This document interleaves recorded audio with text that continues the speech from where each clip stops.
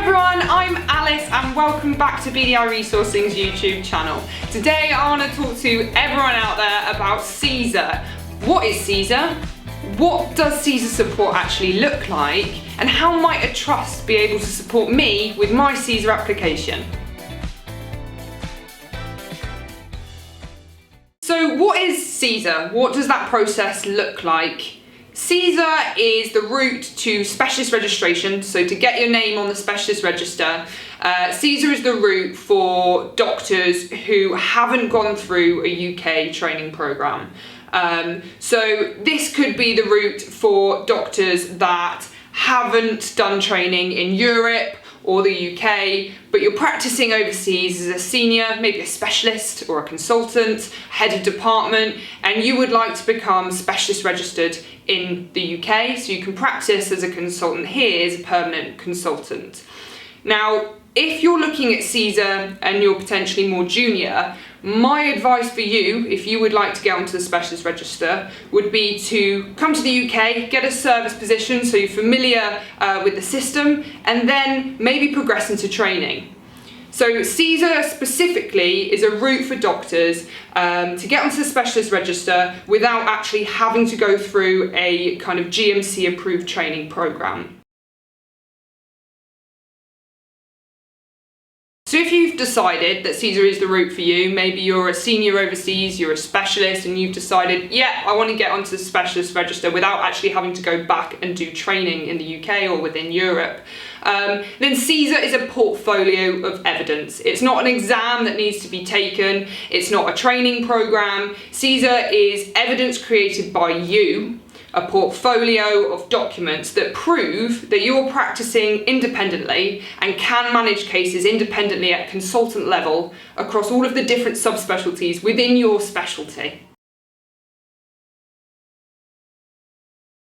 So what do you actually have to do to complete CESR? Now, I previously mentioned it's a portfolio of evidence, but what does that look like? And I wish I could tell you exactly what documents you need, but unfortunately it's just not that simple. It's in fact a very, very difficult process, and that's why it takes so long. And again, on that note, that's exactly why I probably wouldn't recommend CESR for a junior doctor that's not thought about doing independent lists or independent procedures yet.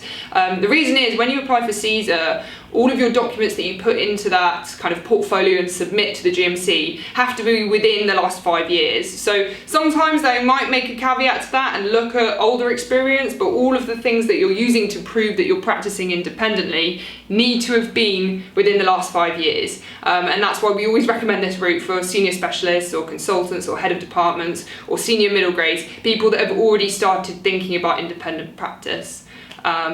So what do you actually need to do for your CESR? What does that mean for me? If I'm a doctor and I'm thinking about completing CESR, what do I need to do?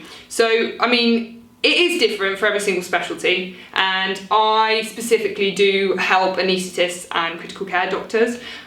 Even then, what I would normally do is recommend that a doctor looks on the GMC guidance page. There is huge amounts of detail on exactly what needs to be submitted for specialist registration.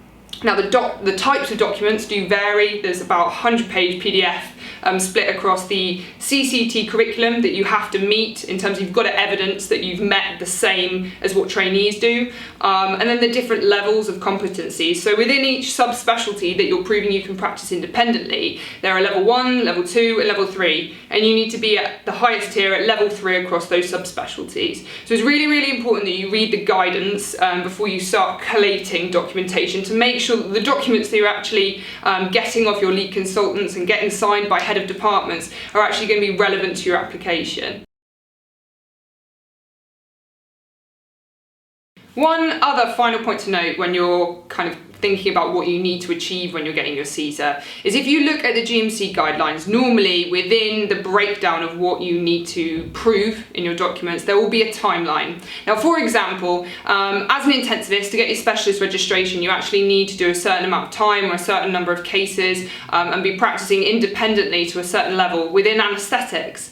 Now, somewhere in that GMC document will be a kind of time frame. So, for example, say it says you need to do 6 months in anaesthetics. anaesthetics. That's not to say that if you get a 6-month rotation in anaesthetics as a critical care doctor, you're done and you're completed with that element of your CESR. That's it, you're signed off for specialist registration. Unfortunately, it's not that simple.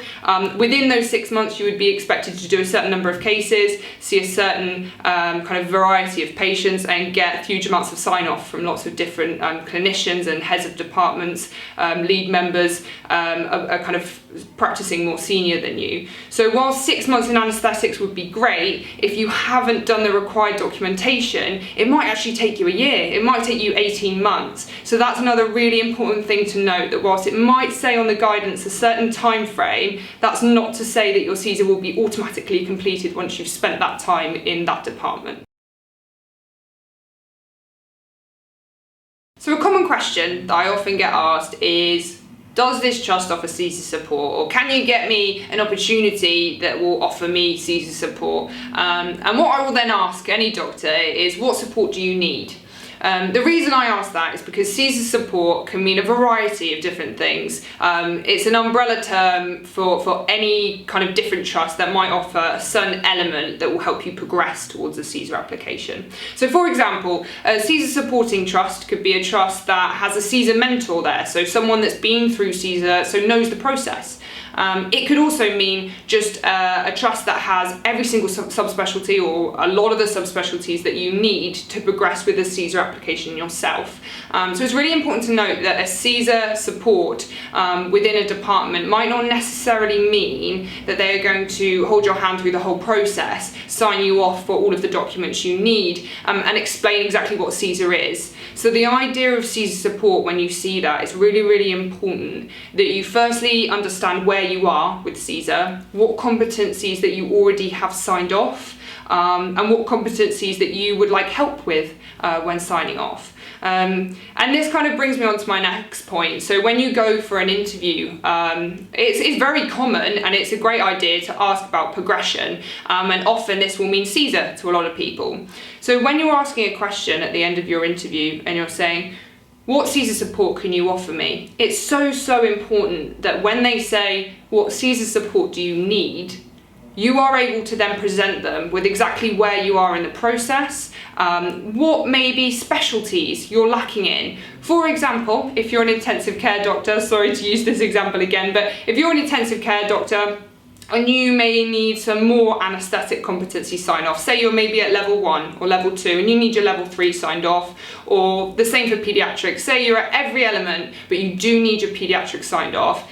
That's great. To be able to go into that much detail, explain to them what you need and what you expect from them, that's brilliant.